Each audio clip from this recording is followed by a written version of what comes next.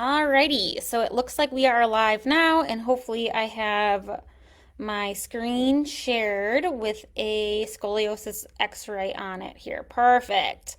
Looks good. If somebody wants to throw in the comments and just say I can see your screen or I see the x-ray, that would be helpful so that I know you guys are seeing what I'm seeing here and then what we are going to be going over.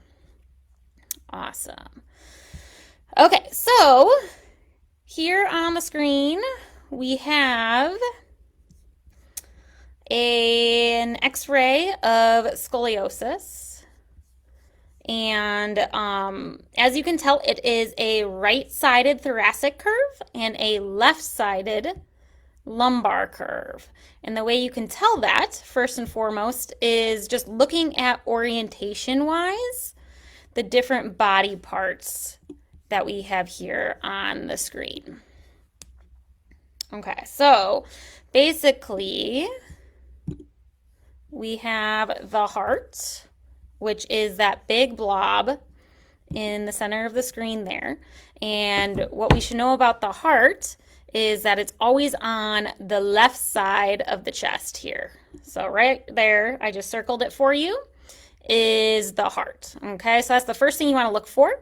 And so this spine goes to the opposite side of the heart, so that's how you know that it's a right-sided thoracic curve. And then as we go down to the low back here, you have the left-sided lumbar curve. So that's just basic orientation. Let me undo the doodle here. Okay. All right, so basic orientation. And then what we're going to do here is we're going to draw what is called a central sacral line. So a central sacral line is if we were to draw a line straight upward from the center of the pelvis. So this is the pelvis down here. You got one hip over here, one hip over here. If we start right in the center of the pelvis and we draw a line straight up, I'll do my best to keep it nice and straight. There we go. That is called the central sacral line. And so we start at the sacrum, which is the tailbone at the pelvis, and draw a line straight upward. And so this helps us to orient the body even more. And now you can see a major curve versus a minor curve. So the major curve goes on the right side of the chest here. And you can see more of the spine is over towards this side of the line. And then the minor curve, which less of the spine is on this side of the curve, that would be the minor curve. And again, looking at it straight, you would think this is the left side and this is the right side, but you need to orient yourself with the heart. So the heart is always on the left side of the chest. And so we know this is actually the right side of the body. And that's just how the x-ray is oriented. It can either be looked at from the front, like you're looking at somebody from the front, which that is what you're looking at here, or looking from behind the back to the front. So here it's like if you were looking at somebody's face. And you're seeing through their body, and this would be the left side of their body here, and the major curve goes to the right. So that's just basic orientation and the central sacral line. Okay, let's see if we can get rid of that. Awesome. All right, so next I want to talk about the apex of a scoliosis curve. So the apex is the most outward point of the curve. So we're going to find the apex here. And that's just going to be the one that is farthest away from that central sacral line that I just drew for you all. So the apex of the curve could be either here or here, if you could see my cursor. And I'm going to pick here just because it does look like this vertebrae here is a little bit all the way out to the side here. So this is going to be the apex. And I'll kind of just draw an outline around this specific vertebrae.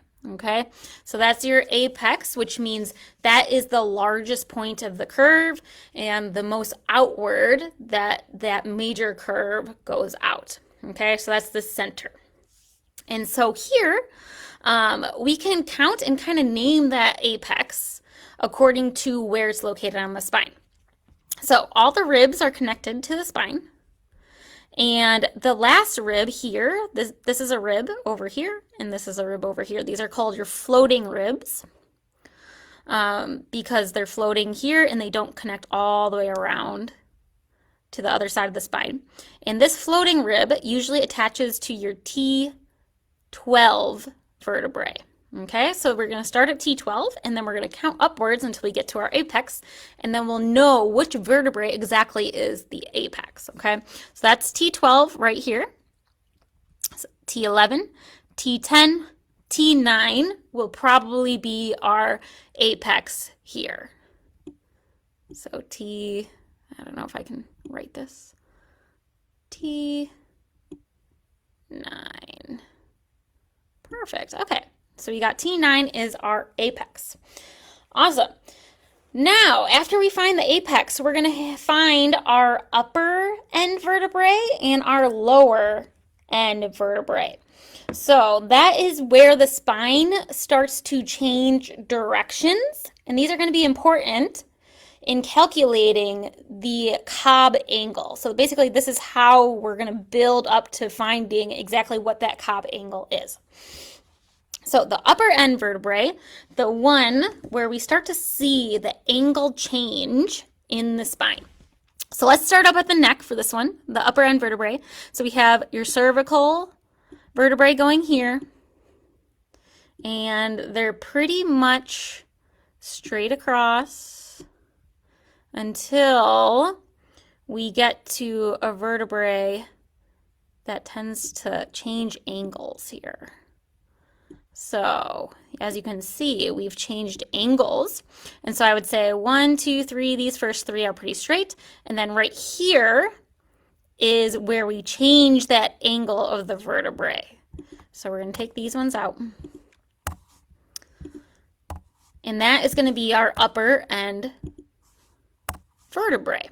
So we'll label that as U, upper end, E, oh boy.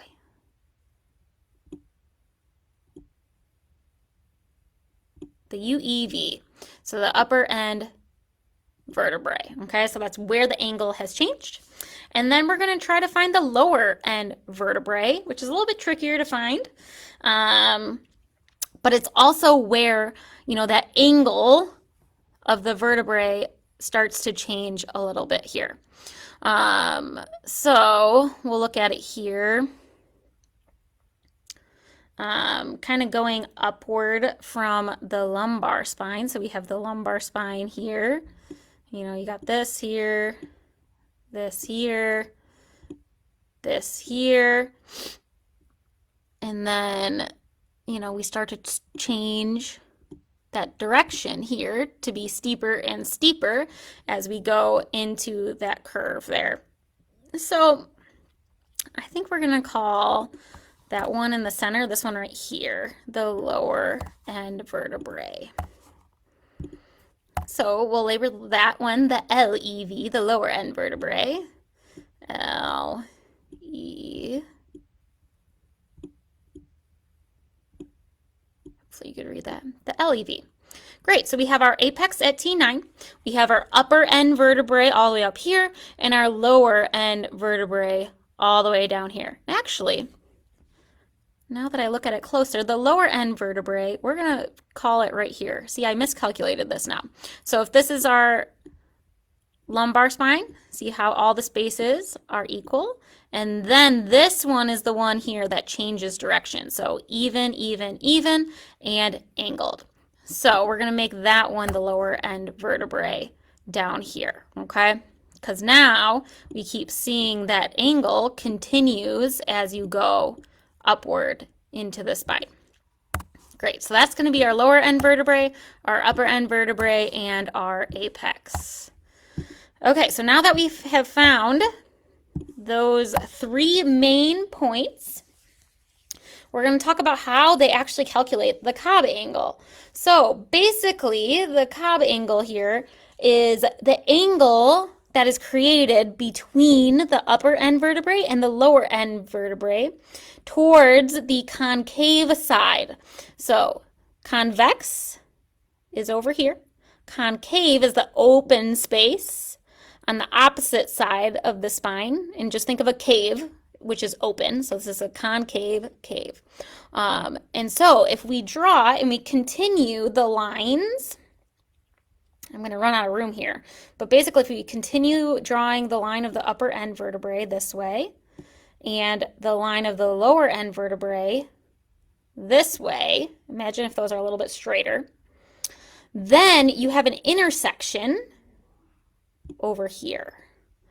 And if you label that intersection and you measure the angle in that intersection, so this angle right here, and you could just use like a protractor for that, that would be the angle, the major angle, the cobb angle of that major curve. So that's how the cobb angle is calculated. Now that's me doing it by hand, and I'd take a protractor and actually put my protractor here on this line, and measure that angle.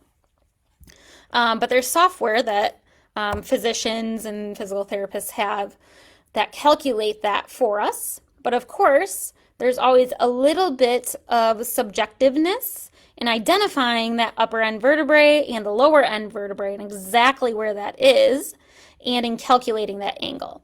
So they say that there can be a like 5-degree difference in the degree of the cobb angle based on whoever is reading your x-ray, whether that be a radiologist or your orthopedic spine surgeon. So that's just something to keep in mind, is there's a subjective portion of it. So if you go to, one spine doctor and they say, your son or daughter has a 32-degree angle, you could go to another spine doctor to get a second opinion, and they could measure it and say that that cobb angle is plus or minus 5 degrees, varying from that kind of point. But in general, there shouldn't be more than 5 degrees of variation between people who are calculating it. Okay, so those are the basics there. The other thing I wanted to talk about, that's your angle, is pedicles. So on the x-ray, you can see, take some of these things out here, there are the spinous processes and the pedicles. So this right here is a spinous process. This right here is a spinous process. And those are like just those little circles you see on the spine. And that is the pointy part of the bone that sticks out in the back. So I'll circle the spinous processes there. And then as we go down the spine, you can also see the pedicles, which are like the pointier points on the outside. Here is a pedicle. Here is a pedicle. And here is a pedicle. And then there's one on the other side too. 1, 2, 3. Okay. And this is something that we pay attention to, are those pedicles on either side of the spine, because as you go down the spine with scoliosis, the spine starts to rotate.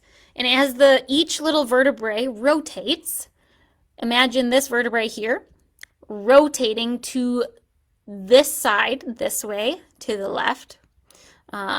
If you're looking at it straight on, it looks like it's going to the right. But anatomically, it's rotating to the left. And if you could imagine this piece rotating, eventually you wouldn't be able to see this pedicle over here, and you're only going to see the spinous process and the other pedicle here. So if I take these all away, so you can actually see the spine, the pedicles will tell us a lot about the rotation going on in the spine. And if there tends to be more rotation in the spine, the scoliosis tends to be more progressive. So, okay, you see here, you can see 1 pedicle, 2 pedicle, 1 pedicle, 2 pedicle. And then it's kind of hard to see 1 pedicle, 2 pedicle, and then 1 over here kind of disappears, but we could still see this one, 1 pedicle, 1 pedicle, 1 pedicle, one pedicle, one pedicle. And that's because of the rotation in the spine. We can't see those things because they've been turned to the side with that rotation. So these are all one pedicle, one pedicle, one pedicle, one pedicle, one pedicle, one pedicle. Oh, we got two pedicles, one pedicle, two pedicle, one pedicle, two pedicles. So there's less rotation, and it's starting to rotate in the opposite direction as we get into the lumbar spine, and the curve goes the opposite direction. Okay, so just different landmarks to look at on the x-ray. Finally, one other thing I do want to show you on this x-ray here is something called the Risser score. And the Risser score can tell you a lot about where your child is at with growth. So this one's a little bit harder to see, but you may have an x-ray that you can see it a little bit better. But basically, growth plates can be seen on the outside of the pelvis, all the way around here and all the way around here. So that's your pelvis. And as you can see, there's like a brighter portion of the pelvis down here. And then it becomes unbright up here more. And some of your x-rays may be really bright down here, and then it's dull all the way up through here. So that brightness shows how closed and how close to being done with growing that child is. So basically, if this is highlighted and this is light in that white color all the way to the top here, that means your child is most likely a Risser 5 score. So the Risser is a 0 to 5 score. 5 meaning growth plates are closed. 1 meaning growth plates are totally open and you may not see any of that pelvis growth plate highlighted. So all the way around like this, if that's all highlighted, that's a Risser 5. If it's only to about here, it's a Risser 4. It's about here, Risser 3. A Risser 2 down here, and a Risser 1 is you can barely see any of that white highlightedness on the outside of the pelvis there. So that's your Risser score as well. Okay, so I know that's a lot and it's very scientific, but I want parents to know and understand at least the basics of looking at their child's x-ray. And the more you know, the more educated you can be, the more questions you can ask when you're going into your appointment with your physical therapist to do Schroth, or go into like a follow-up appointment or a second opinion with your orthopedic spine surgeon as well. Okay, so I hope that was helpful. Let me see if there was any questions here. Oh. Okay, so I'm bringing this on the phone here. Okay, so Heather said she could see the x-ray. Thank goodness, because I just went through all of that with you. Thank you for being on here, Heather. I know there was a few other people who jumped on. It looks like we don't have any live questions, which is totally fine. But if you want to throw some questions below, that would be wonderful, and I can definitely answer those for you. Awesome. Okay, so that will be it for tonight. And thank you guys for being on. And have a wonderful rest of your Wednesday.